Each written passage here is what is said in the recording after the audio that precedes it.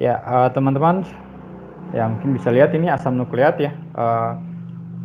Jadi kita lihat asam nukleat ini adalah sebenarnya suatu polimer ya, suatu polimer yang besar, molekul yang sangat besar, yang memang yang mana disusun oleh suatu komponen-komponen sederhana yang lebih kecil ya, yang kita sebut sebagai nukleotida ya. Nah, nukleotida ini sendiri nanti akan kita lihat sedikit demi sedikit ya, lalu kemudian kita akan sampai ke DNA dan RNA. Contoh dari asam nukleat ini adalah DNA ya. DNA itu adalah molekul yang stabil dan setiap sel hidup itu harus memiliki DNA ya. Nah, virus itu ada yang memiliki DNA, ada yang memiliki RNA ya. Misalnya kalau seperti COVID itu dia punyanya RNA ya. Jadi virus itu nggak dikelompokkan sebagai sel hidup begitu ya. Nah, tapi kalau sel hidup maka dia harus punya DNA. Tanpa DNA maka dia tidak bisa disebut sebagai sel hidup ya. Dan ada satu eksperimen yang dilakukan oleh siapa namanya, Oswald Avery ya, yang dan teman-temannya yang memang membuktikan bahwa DNA adalah molekul yang dapat diturunkan dari satu generasi ke generasi berikutnya, atau bahkan ditransfer dari satu organisme ke organisme yang lain, atau dari satu mikroorganisme ke mikroorganisme yang lain ya. Jadi ada eksperimen dilakukan oleh mereka, nanti kita akan coba sama-sama lihat apa namanya, untuk membuktikan bahwa memang DNA ini sebagai molekul yang dapat membawa informasi genetik dari satu generasi ke generasi berikutnya ya. Dan DNA ini kemudian strukturnya dapat dipecahkan atau ditentukan oleh Watson and Frederick ya, Watson and Crick ya, Watson and Crick ya. Mereka berdua menggunakan data-data XRD dari beberapa ahli, kemudian mereka menerjemahkannya, lalu kemudian dibuatlah suatu struktur ya, struktur DNA yang memang benar bahwa DNA tersebut adalah double helix bentuknya ya, dua untai ganda. Dan dari dua untai ganda inilah kemudian nanti kita bisa melihat bagaimana DNA ini bisa berfungsi ya sebagai pembawa informasi genetik ya. Dan DNA ini sendiri dapat direplikasi ya, dapat digandakan dari satu sel ke sel. Jadi satu sel membelah, pada saat bersamaan itu DNA atau kromosomnya itu mengalami replikasi dulu ya, replikasi lalu kemudian selnya akan membelah ya. Nah, seperti itu. Nah, kemudian seperti yang saya sebutkan tadi, di dalam apa namanya, asam nukleat itu ada monomernya ya, ada unit penyusunnya ya, atau yang kita sebut sebagai building block ya, building block atau unit penyusun yang nama lainnya adalah monomer ya, yang disebut sebagai nukleotida ya. Nukleotida adalah bagian sederhana yang memang menjadi penyusun dari asam nukleat ya. Nah, kemudian kita bisa melihat nanti ada penggolongannya, ada penggolongan dari nukleotida tersebut ya. Ada bagian penting dari nukleotida ya yang kemudian berhasil diidentifikasi ya, berhasil diidentifikasi. Yang pertama itu adalah adanya gugus fosfat ya, itu yang pertama. Kemudian adanya suatu gula pentosa. Gula pentosa itu pentosanya karbonnya 5 ya. Gula yang jumlah karbonnya 5. Kemudian ada basa nitrogen ya, basa nitrogen. Nah, basa nitrogen ini juga nanti kemudian kita akan lihat ya, dikelompokkan atas beberapa jenis ya. Tapi basa nitrogen ini sendiri secara umum dibagi dua ya, struktur dasarnya, yaitu senyawa apa namanya, struktur dasar senyawa basa nitrogennya itu adalah purin dan satunya lagi adalah pirimidin ya, purin dan pirimidin ya. Jadi purin itu jumlah apa namanya, jumlah atomnya itu lebih banyak ya, purin dibandingkan dengan pirimidin ya. Nah, purin dan pirimidin itu menjadi penyusun ya, apa namanya, menjadi kerangka dasar gitu ya, menjadi kerangka dasar untuk struktur dari basa nitrogen di dalam nukleotida ya. Nah, di samping fungsinya untuk menjadi penyusun ya, apa namanya, suatu asam nukleat ya, nukleotida juga itu bisa berperan di dalam beberapa fungsi-fungsi yang lain ya. Antara lain itu bisa sebagai koenzim ya. Koenzim itu adalah membantu supaya enzim bisa berfungsi dengan lebih maksimal ya. Koenzim adalah molekul organik ya yang bisa menempel ya ke enzim ya, dan kemudian bisa membantu ya enzim untuk bisa bekerja dengan lebih optimal ya, dan juga bisa misalnya seperti mendonorkan gugus fosfor ya, misalnya ATP, GTP ya, itu bisa berfungsi untuk mendonorkan gugus fosfor ya, bisa berfungsi juga sebagai suatu molekul pembawa sinyal ya, secondary messenger namanya ya. Contohnya adalah CAMP ya, cyclic AMP. Nanti kita akan lihat sama-sama. Jadi ada beberapa fungsi lain juga yang dimiliki oleh nukleotida yang memang membantu sistem sel supaya bisa berjalan dengan baik ya. Di samping memang menjadi penyusun dari DNA atau RNA ya, DNA atau RNA. Nah, DNA dan RNA seperti yang kita ketahui itu memang sangat esensial dan sangat penting di dalam sel. Ya, oke. Jadi ini kita lihat di sini basa purin ya sebagai kerangka dasarnya itu apa namanya? Kita kenal di dalam RNA dan DNA itu adalah basa nukleotida yaitu adenin dan guanin. Ya, adenin dan guanin itu memiliki kerangka dasarnya itu adalah basa purin.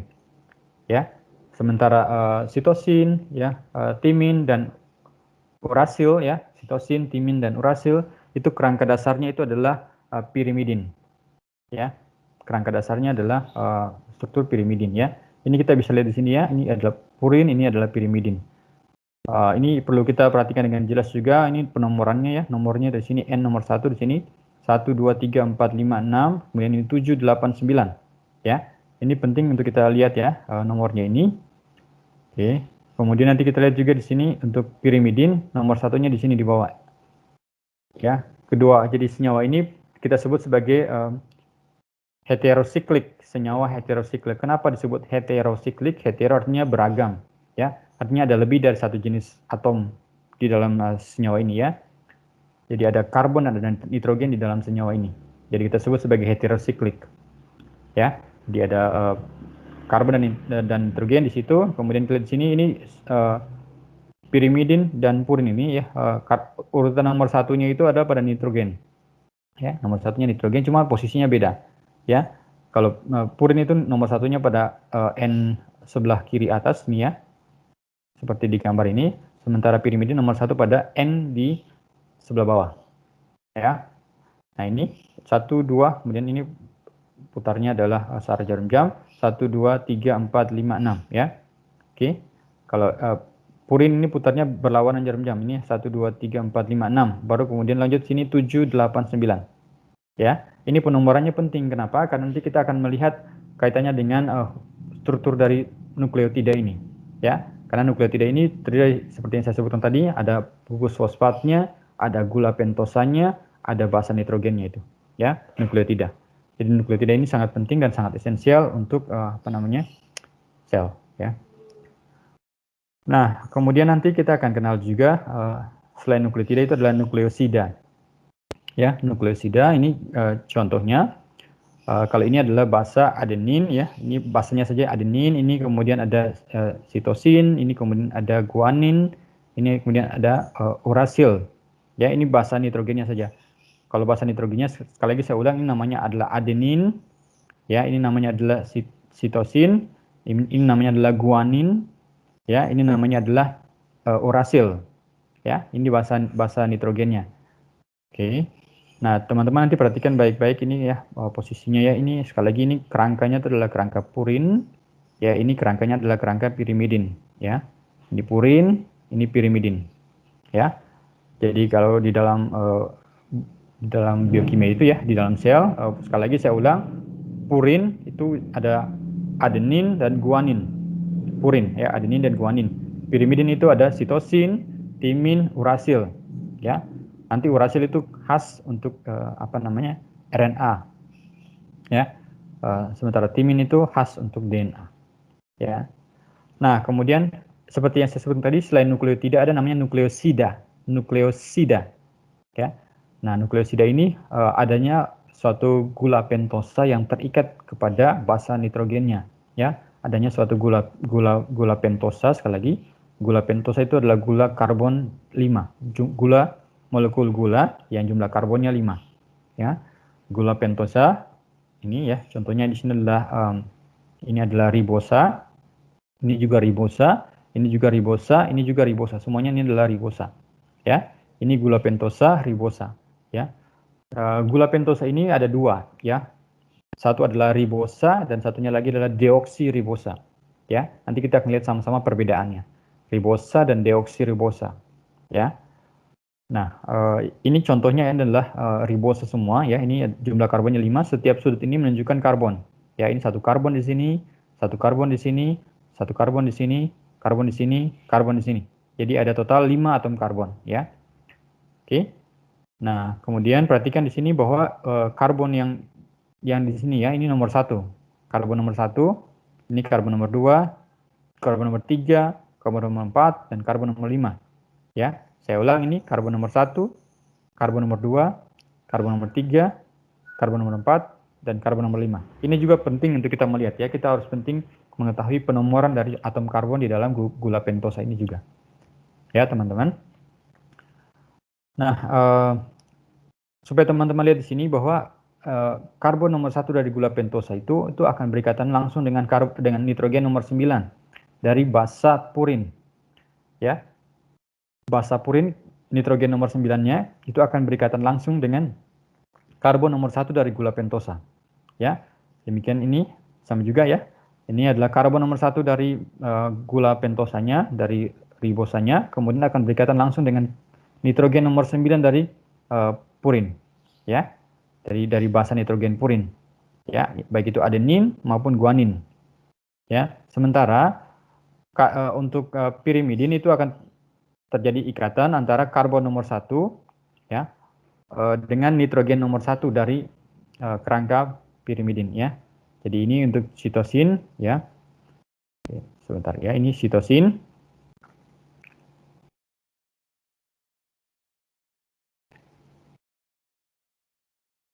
Ini bisa ini ya. Oke, ya udah. Ya, ini sitosin.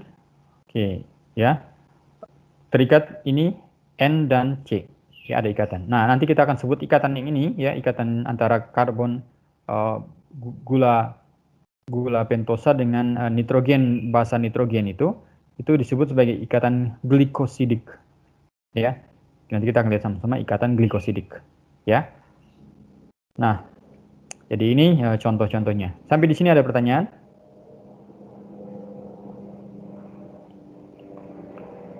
Ada pertanyaan kah teman-teman?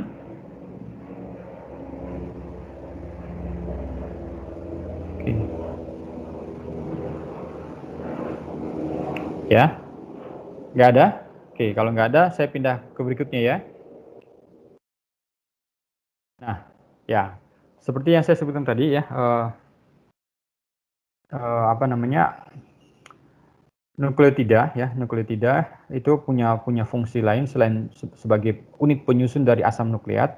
Itu punya fungsi lain ya. Contohnya itu adalah sebagai mata uang energi ya. Saya sebut mata uang energi karena memang molekul contohnya adenosin trifosfat ATP ini adalah merupakan molekul yang dihasilkan dari proses metabolisme ya. Dan ATP ini sendiri nanti akan digunakan untuk berbagai reaksi kimia di dalam sel ya. Jadi ATP ini menjadi molekul yang berenergi tinggi yang akan dihasilkan dan digunakan di dalam metabolisme sel. Jadi ini seperti mata uang begitu ya.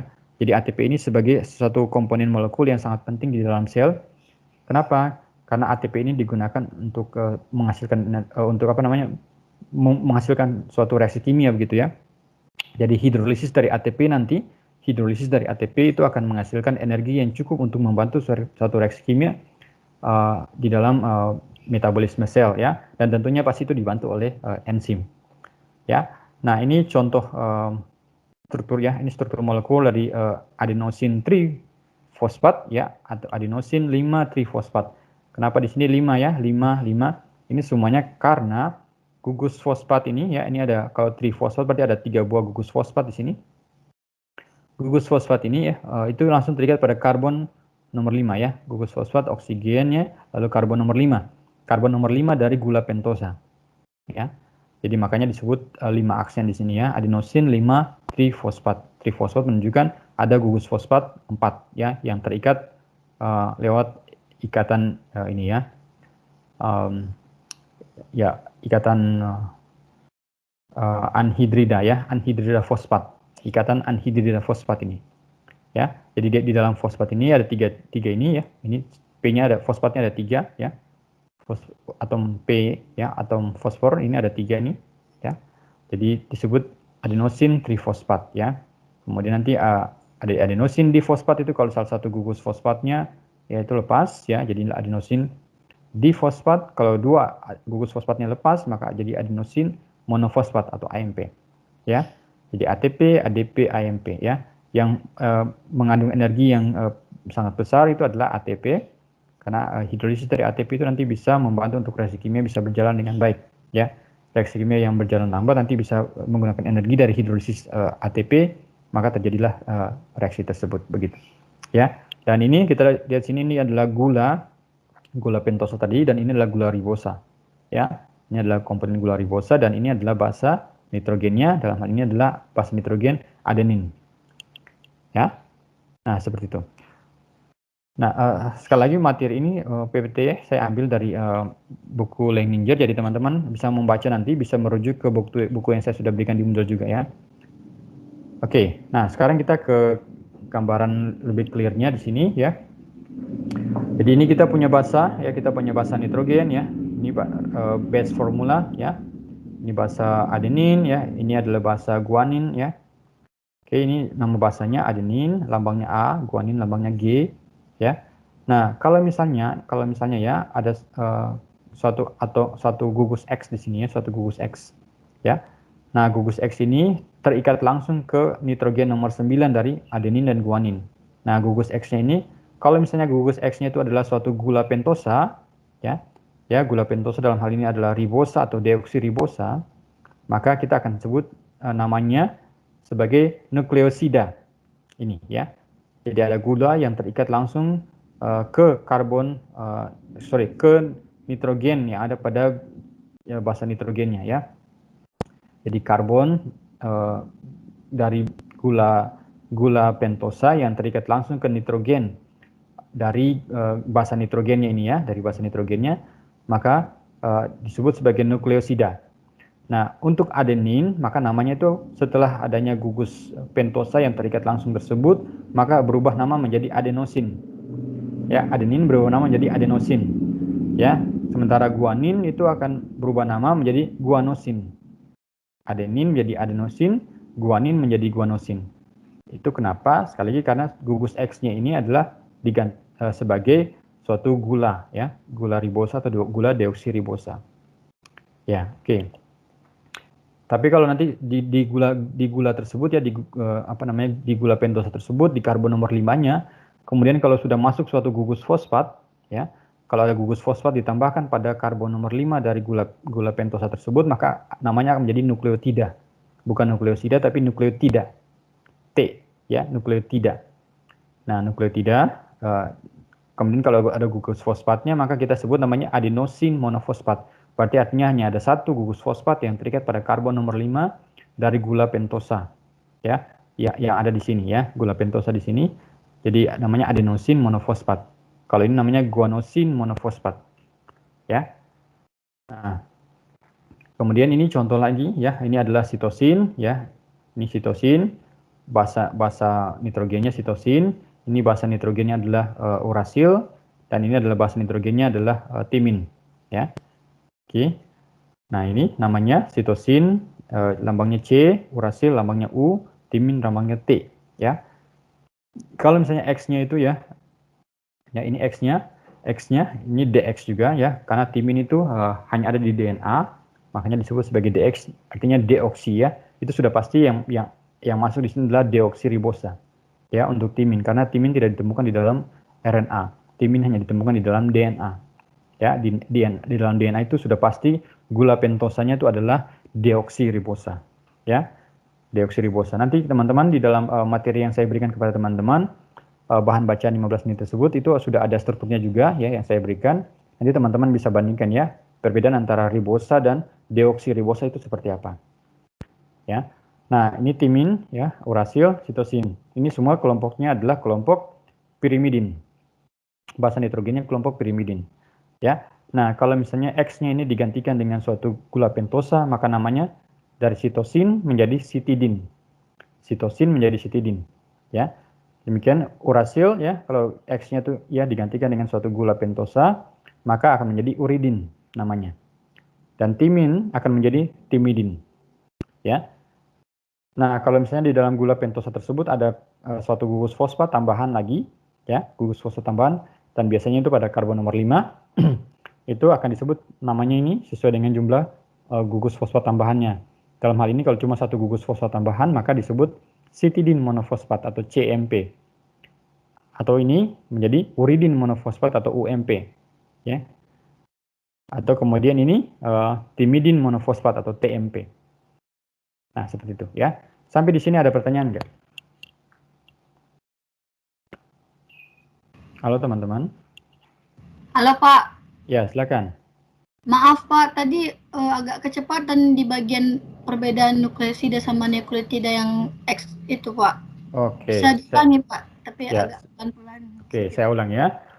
Nukleosida, ya, nukleosida itu hanya ada gula pentosa yang terikat langsung ke basa nitrogennya, ya. Hanya ada gula pentosanya saja. Sorry, yang ini ya. Ini ya, ini contoh dari, saya ulang, ini contoh dari nukleosida.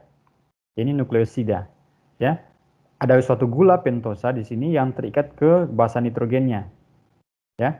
Gula pentosa yang terikat ke basa nitrogennya. Oke, ini gula pentosa dari karbon nomor 1 terikat pada karbon nomor 9 dari adenin ini ya. Maka ini disebut sebagai adenosin. Ya, ini disebut sebagai adenosin. Oke, ini adalah sitosin ya. Ya, ini sitosin. Kemudian kalau sudah terikat dengan suatu gula pentosa, maka namanya akan menjadi sitidin. Ya. Nah, ini guanin, basa nitrogen guanin. Kalau sudah terikat dengan suatu gula pentosa disebut sebagai guanosin. Ya, hanya ada gula pentosanya saja. Ya, kemudian ini adalah urasil. Urasil kalau sudah terikat ke suatu gula pentosa maka disebut sebagai uridin. Ini namanya ya. Nah, gula pentosa ini dalam ini semua adalah gula pentosa ribosa namanya. Ini adalah gula pentosa ribosa. Ya. Nah, seperti itu ya. Tapi kalau nukleotida ya, nukleotida itu sudah ada tambahan gugus fosfat pada karbon nomor 5 dari gula pentosanya. Ya. Contohnya adalah ini. Ya, ini contohnya. Ini contohnya saya sebut ini sebagai adenosin monofosfat, AMP. Kenapa? Ya, karena ini adalah bagian yang kalau kita sebut sebagai adenosin ini ya bagiannya. Terus saya coba pakai pulpen. Nah, bagian ini saja ya. Ini bagian ini tanpa ada gugus fosfatnya ini ya. Oke. Ini disebut sebagai adenosin ya. Tapi karena ada gugus fosfat tambahan di sini satu ya, gugus fosfat di sini satu, maka kita sebut adenosin monofosfat. Menunjukkan fosfatnya ada tambahan satu pada karbon nomor 5, ini karbon nomor 5. Ini ya, ini karbon di sini. Ini gugus karbon, atom karbon, sorry. Lalu karbonnya pun nomor 5 ya. Karbon nomor 5 di sini. Ini karbon nomor 1 di sini. Ya. Ini karbon nomor 1. Oke. Nah, seperti itu. Ya, demikian juga ini. Ini basa nitrogennya sama, adenin. Ya. Kemudian ini bedanya di sini ya. Ini pada karbon nomor 2. Karbon nomor 2 di sini, ini gugus yang terikat adalah gugus hidrogen. Maka ini kita sebut sebagai deoksi. Ya. Karena namanya jadi ini deoksiribosa ya. Deoksiribosa. Jadi ini adalah bagian ini aja ya, ini gula pentosanya adalah gula deoksiribosa. Ya, namanya deoksi ya, artinya oksigennya hilang.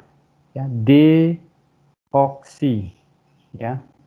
Deoksi ya, ribosa ya. Ini ribosa ya. Oke, sorry ini tulisannya jelek jadi nggak apa-apa ya. Jadi ini deoksiribosa ya. Oke, ya deoksiribosa. Kenapa? Karena ini karbon nomor 2, itu oksigennya nggak ada. Hanya ada hidrogen. Ya, tapi kalau ini namanya ribosa. Ya, ini ribosa. gula pentosanya ribosa. Ya. Kenapa? Karena ada ini ya, full ya, tidak ada yang hilang. Ya, gula pentosanya nggak ada yang hilang ya. Jadi ini OH semua, ini OH. Oke. Nah, jadi itu bedanya ya, ribosa dan deoksiribosa. Ya. Jadi ini AMP dan DAMP ya. AMP ini ada di dalam RNA. Ya, ini ada di dalam RNA. Oke. Merupakan komponen dari RNA, sementara ini merupakan komponen dari DNA. Ya. DNA. Oke. Nah, seperti itu ya. Adenosin monofosfat ya dan deoksiadenosin monofosfat. DAMP itu menunjukkan deoksiadenosin monofosfat. Deoksi menunjukkan pada karbon nomor 2 dari gula pentosanya itu sudah hanya ada hidrogennya saja, oksigennya nggak ada. Ya. Kemudian kita lihat di sini ini contoh nukleotida juga, ini adalah suatu urasil ya, bahasa pentosanya bahasa nitrogennya adalah urasil. Gula pentosanya adalah ribosa, ini gula pentosanya adalah ribosa, dan ada tambahan gugus fosfatnya ya, jadi makanya nukleotida. Maka disebut namanya uridin monofosfat, UMP, uridin monofosfat. Ya, demikian juga ini ya TMP. Oke, nah TMP ini sekali lagi hanya ada di DNA, ya, ini hanya ada di DNA. Oke, jadi makanya dia menggunakan menggunakan gula pentosanya itu adalah deoksi, ya, deoksi, ya, sudah pasti ini deoksi, karena hanya ada di DNA, jadi kita nggak boleh tulis D, nggak usah tulis D di TMP, nggak ada, ya, karena memang TMP itu hanya ada di dalam DNA, sementara UMP ini ada di dalam RNA, ya. Nah seperti itu ya. Jadi ini menggunakan gula pentosanya adalah ribosa, ini deoksiribosa. Ini bahasanya itu adalah timin ya. Ini bahasa timin. Timin dan urasil juga bedanya hanya pada gugus metoksi di sini. Gugus metil ya, metoksi lagi. Gugus metil. Ya, gugus metil. Jadi di timin ada gugus metil, di urasil nggak ada gugus metil. Ya, bedanya cuma di situ. Ya. Jadi metilasi dari urasil itu akan menghasilkan timin. Ya. Ini ada gugus metilnya, ini nggak ada gugus metilnya. Jadi bedanya cuma di situ, ya, antara urasil dan timin, ya. Dan sekali lagi kalau kita lihat di sini TMP karena namanya timidin monofosfat. Timidin monofosfat itu merupakan komposisi bagian nukleotida dari DNA. Sementara uridin monofosfat itu bagian dari RNA, ya. Oke, bisa dipahami ya.